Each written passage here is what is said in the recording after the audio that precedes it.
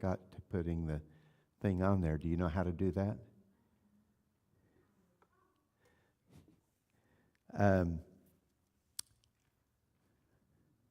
So we're looking at the names of God, and I'm sorry, I didn't even take her a copy of anything.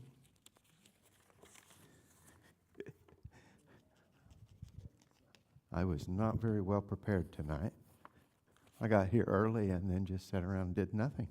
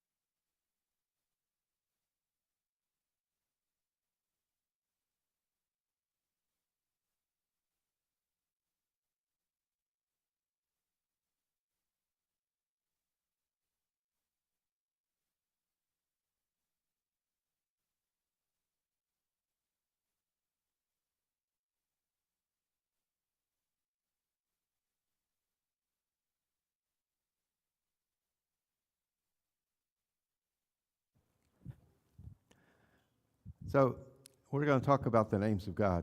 This reminds me, when I was at Falls Creek one year, the preacher, if any of you, I don't know whether all of you have ever been to Falls Creek, but the auditorium, I mean, it was an outdoor auditorium, but we'd have, we could have as many as 9,000 people in there and out because they didn't all fit underneath.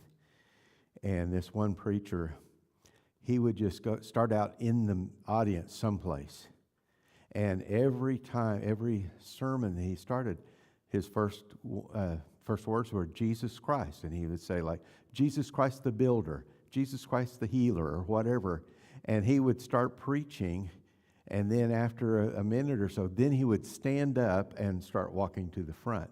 So as soon as he started, all the kids are just looking everywhere. Where is he? Where is he? I imagine the ones right around him could tell because they could hear him. But so we're going to look at some of the names of God. Part of this I've taught on before, preached on before, but I also got a book, came in just Monday, I guess it was. It's called Praying the Names of God, and it has a different name of God for every week. And I may use it kind of as a guide, and we can go all the way through for a full year looking at the names of God. I may do more than one at a time because like today, Elohim, there's not a whole lot of extra that I need to say about it.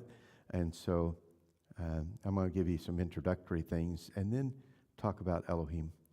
But the reason God gave us his names, and most of the time sometimes it was because of something that happened and people would say he is, God the provider or whatever. But the reason that he has those revealed to tell us is to reveal himself to us, who he is, his character. So that's point number one, is to reveal himself to us.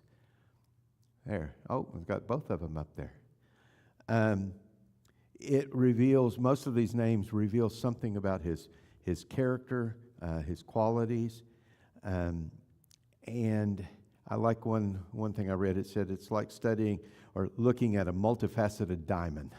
You have all the little faces of the diamond, and all of them together make it glow. Well, that's kind of what we're going to be doing, and hopefully we'll be able to, maybe appreciate His beauty more.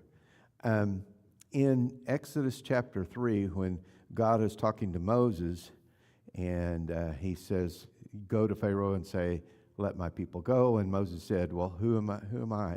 Who should I say is telling me all of this?" Because they never had a name for God before that.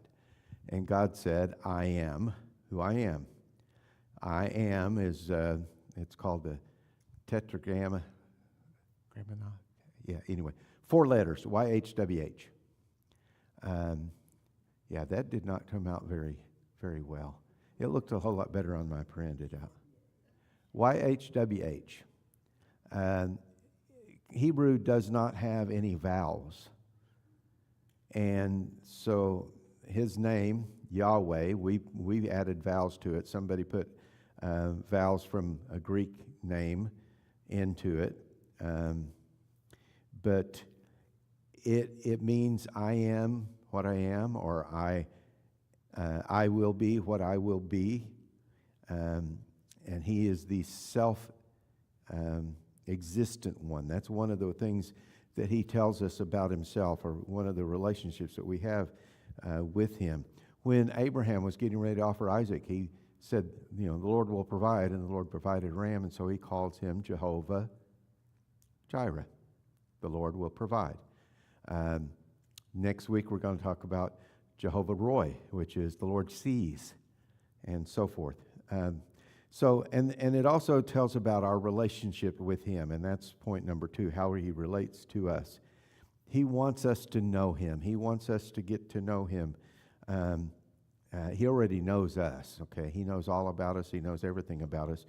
But He wants us to get to know Him as well, and some of that we see in His names, and some from, we read and study things in the Bible about Him. And then the big thing about these names is that when you start learning them, then you can pray to Him in His names, using His names, and it will make it more, to come alive more.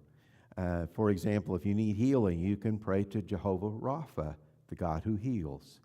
If you need some support, you can pray Jehovah Nissi, who is the Lord our banner. He'll fight for us, and so forth. Jehovah Shalom, the God of peace. The other one, I said Jehovah Roy. Maybe it's Rapha is the one who sees. Jehovah Roy is the Lord is my shepherd. I have that one written down, so I was going by memory on the other one. But Elohim is the creator. It is used like 31, 32 times in the book of in the first chapter of Genesis. Yeah, I forgot which one. I know I got ahead of myself here. 32 times in the first chapter of Genesis, it has the word Elohim, God the Creator. Now, in English, most of these things are translated God or Lord. Well, if it's Elohim, it is all caps, right? Or it might be, no, that's Jehovah, sorry. Elohim is God. Jehovah, His personal name, is the one that's all caps. It might be small caps, you know what that is, where you have the capital L is like this, and then it'll be a capital O-R-D that are a little bit shorter, or it's all the same. But in your Bible, it will say capital L-O-R-D. Or if it's Adonai, which is also translated as Lord, then it is capital L with a little O-R-D. And that's, Adonai has to do with the master-slave relationship. The fact that we are servants of God and He is our master. So Elohim is creator God. Jehovah is His personal name, or Yahweh, His personal name. And he is the self-existent one. He is what he is. He always has been. He has no beginning, no end. And then there's verses where you can find them. Elohim is found in Genesis 1:1. Jehovah is found in Exodus 3:14. And Adonai, I have Genesis 15:2. It's actually, and Adonai, it's Jehovah Adonai there. So they have Lord God in Genesis 15:2. And then Isaiah 6:1 that says, in the year that King Uzziah died, I saw the Lord seated on the throne, high and exalted, and his train of his robe filled the temple. That Lord, that is Adonai. Okay, I know I kind of jumped around there. I should have stayed more with it. Elohim literally means mighty creator. It is a compound name from El, which means God, and Allah, which means, yep, I've got it here someplace. I think it's power or, okay. Where did I put that?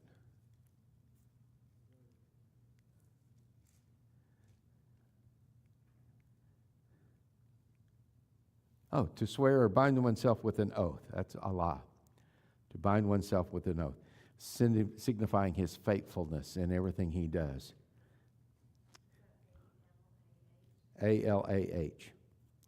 And this word, El, actually, from what I understand, was borrowed, the word was borrowed from the Canaanites. And that's what they call their God. So if it is a little g in the Bible, a little g God, that's just going to be El. Elohim is talking about, the one true God, the creator God. He's the one that began it all.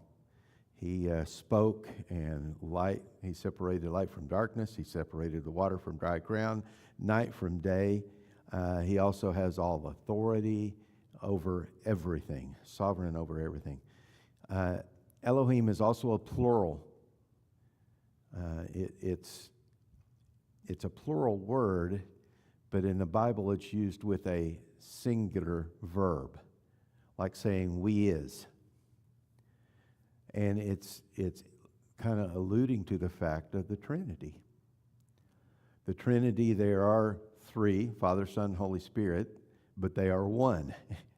And it's hard sometimes for our minds to comprehend that. And part of that is, I got time.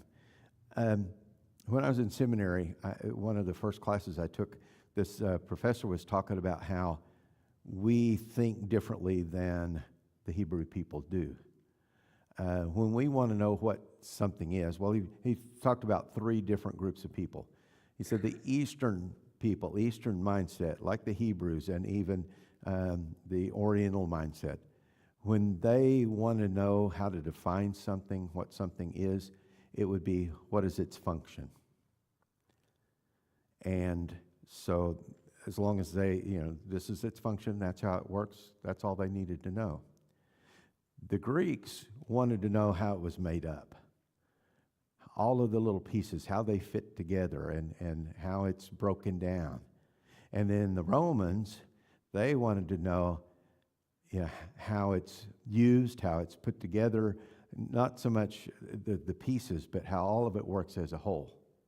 So he said, if you're talking about taking a car, and you ask a Hebrew what a car is, and I said, well, it's a way to get from one place to another. And you ask a Greek, and they're thinking, well, it's made up of the motor and the transmission and all the gears and all these different things.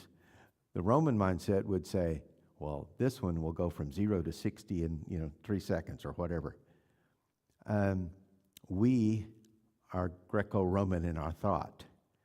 The Bible is Hebrew in thought. And so sometimes the Bible will say, there's the Trinity, they're three, they're one. That's how they function, and that was enough for them. we want to know, well, how does that work? How can you have three that are one? How does that break down? How does it all fit together? And we get really confused. And I like what he said, something like this. It was like, when we get to heaven, and we're going to go up to Paul and say, Paul, what do you mean by this? And he's going to say, what are you talking about? You know, there's three in the one. Because he won't understand the way we think. So anyway, that's part of it. It's a plural word, but it's used with a singular word, a singular verb. It is used, El, by the way, the word God, is used over 200 times in the Bible. Elohim is used over 2,500 times in the Bible. So it's a whole lot more. And it's not to make you believe that there are multiple gods, even though they're just not true gods. I mean, people can make anything a god, right? An idol, they can make themselves, they can make other people an idol, a god in their lives, they can make money a god, they can make a lot of things God. And you know, Jehovah God is the only true God. He's the only one that's really God. But there are many, many things that people worship and they end up making a god or an idol out of. And so the word is there, and God never denies the existence of other things. Also, a lot of the pagan religions and even things that are going on in some countries today, they're actually worshiping demons, fallen angels. And so, in a sense, they would consider them gods, even though we wouldn't. Does that help you? Does that confuse you?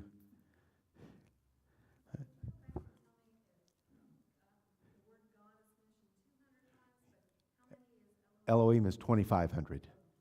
Over 2,500, yes. And Elohim is 32 times just in the first chapter of Genesis. It says in chapter 1, verse 1, in the beginning God, Elohim, created the heavens and the earth. The earth was formless and empty, and darkness over the face of the deep, and the spirit of Elohim was hovering over the waters. And Elohim said, let there be light, and there was light. And it just goes on and on and on, all the way through there. So, how did God make everything? He spoke it into existence.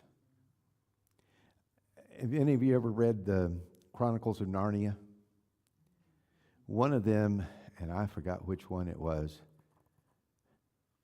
Anyway, it talks about creation. And in his book, he has Aslan singing everything into existence. Well, the Bible doesn't say that he says God spoke, not that God sang. But I kind of like that idea of singing, because I think God was just very, very happy when he was doing it. How long did it take him? 6 days, that's right. My dad used to say he could have done it in 6 seconds if he wanted, but he chose to do 6 days.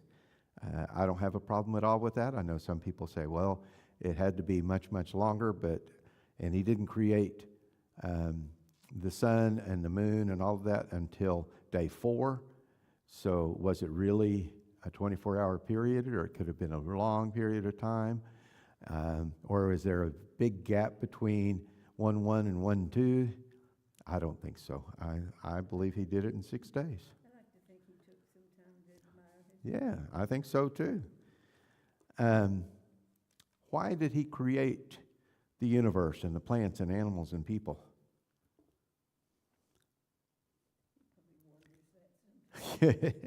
He probably wonders that sometimes. I like that, yes. In fact, it says that with right before the flood, he was upset that he even made man, right? I think he did it, one, for the relationship, but to bless us, to do something that only he could do that would make us happy and joyful. He did it for us, not necessarily for himself. He didn't need anything. What does it mean that says that we are made in the image of God?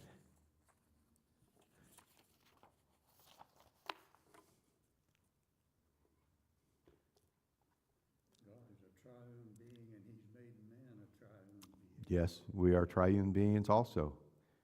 What are we? We're physical, we're mental, emotional, and we're spiritual. We have a spirit. So we are triune as well as God. That's about as far as that goes. We have the ability to create things. God gave us that ability. He gave us the ability to thought and reason and to problem solve. He gave us a lot of abilities. We are not gods. We are not going to become gods. Despite what some religions teach, you're not going to become God of your own universe in heaven. And everything that God made, how did he describe it? It was good, except man. Man was very good. That's right. That's kind of, how does that make us think about the world and about ourselves even? Yes. A little bit above the rest of creation, that's true. Kind of humbles me sometimes thinking about the fact that God took time, because God spoke everything in existence except for man. And what did it say about man? Shaped him with his fingers. Took time to create him exactly the way he wanted him. And then Eve, yes, right, from a rib. And growing up, I remember everyone telling me that women have one more rib than men do. That's not right. We have the same. Adam lost one, but just Adam. It's not all men. There was a lot of things that I was told growing up that was like, no, that's not right. Probably from my big brother. I mean, he probably came up with most of that kind of stuff. How can we? God gave us dominion over the earth. How do we honor God in our stewardship of the earth? Or how can we take care of it? We're not doing a very good job. Not doing a very good job.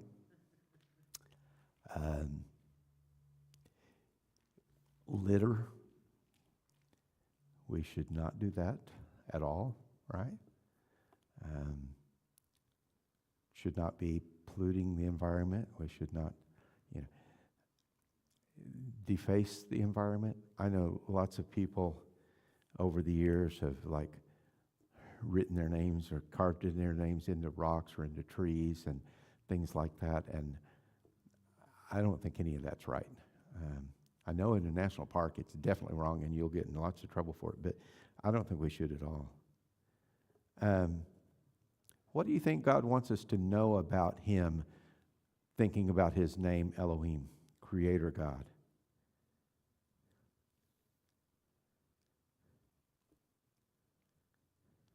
For one thing, we are completely dependent upon him because he provides the oxygen Yes. that we have. Yeah, he provides our every breath. By the way, I forgot to tell you this, Yahweh. I have heard that, the Jewish people would not say the name because they held it in such respect. But the high priest, would say it 10 times on Yom Kippur just so the people would hear it and know what it sounds like. And I've heard that the actual pronunciation is more like, almost like breathing.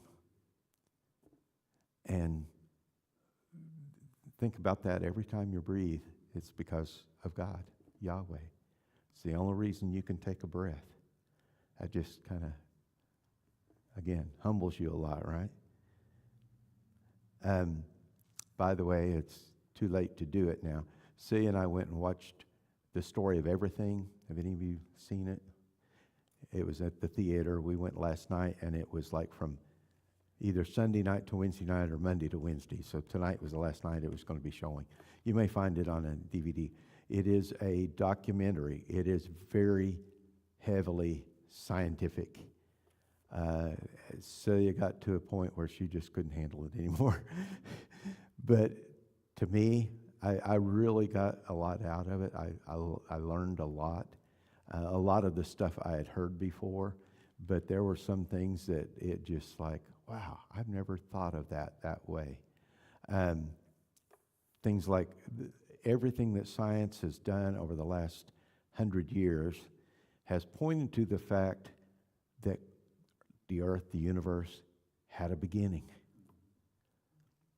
The Big Bang Theory, a lot of people, when scientists first started doing it, the Christians were like, no, they can't. But that just shows that there was a beginning.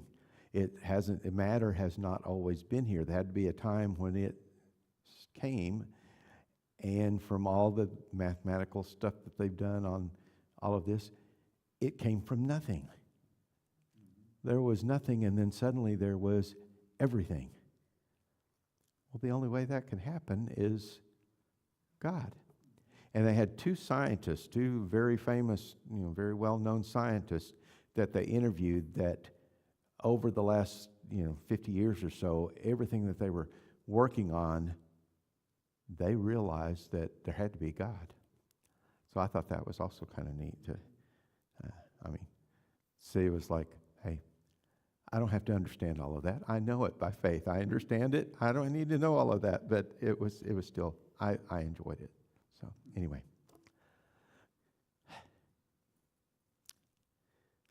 And I know, I got 5 minutes, so I'm going to tell you this too. I woke up, I'm trying to remember now. I guess it was just after I got up this morning. It might have been in the middle of the night, but we've been reading a little bit in the last week or two about David and about how he conquered Jerusalem and took it and made it the city of David, and made his kingdom there. And I was thinking about that, and I thought, David grew up in Bethlehem. That's why Joseph had to go back to Bethlehem, right? Bethlehem is about 5 miles. And I looked up, and interurban from here is about the distance from Jerusalem to Bethlehem. He grew up around outside there tending sheep. And the biggest city around was Jerusalem. And who lived there? The Jebusites. Foreigners lived in that, and this is part of the chosen, the promised land that God said, this is your land. So all the time growing up, he's seeing this city, this pagan city, right there in the midst of everything that was supposed to be God's. I wonder if that had anything to do with the fact that he was dead set on destroying it and conquering that city and making it his capital. Don't know, but I just thought that was kind of interesting. I never thought about that before. So anyway. This has nothing to do with any of that except something you just said reminded me of something. Sometime back I read where they claimed to actually have found remnants of chariot wheels Oh, yeah? in the Red Sea. Oh, yeah. In the Red Sea? Yeah.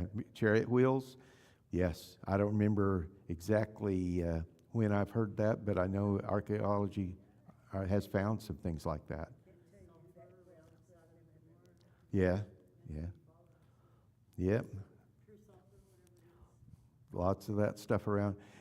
Everything, it seems like, and that was another thing that was brought up in this movie, that all of the things that scientists are discovering, it's like one guy wrote, Robert Jastrow is his name, talked about how scientists are climbing this big mountain of knowledge, and they get to the top and the theologians are sitting there because they've known it all along, right? All right, well, I'm sorry I kind of got sidetracked, but let's join hands and we'll sing a dismissal chorus.